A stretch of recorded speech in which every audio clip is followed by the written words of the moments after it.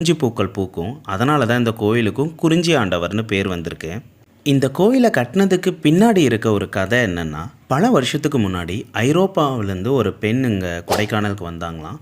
அவங்க நம்ம தமிழ் கல்ச்சர்லாம் பிடிச்சி போய் அவங்களோட பேரையும் லீலாவதின்னு மாற்றிக்கிட்டாங்க. வழக்கமாக அவங்க கொடைக்கானல் மலையிலிருந்து பழனி முருகன் கோயிலை பார்ப்பாங்களாம். மழைக்காலத்தெல்லாம் பார்த்திங்கன்னா மேகங்கள் ரொம்ப மூடிரும். அதனால் முருகன் கோயில் தெரியாது. அதுக்கப்புறம் தான் 1936ஆம் வருஷம் இந்த குறிஞ்சி ஆண்டவர் கோயிலை கட்டியிருக்காங்க. இதுதான் இந்த கோயிலை பற்றின குட்டி ஸ்டோரி.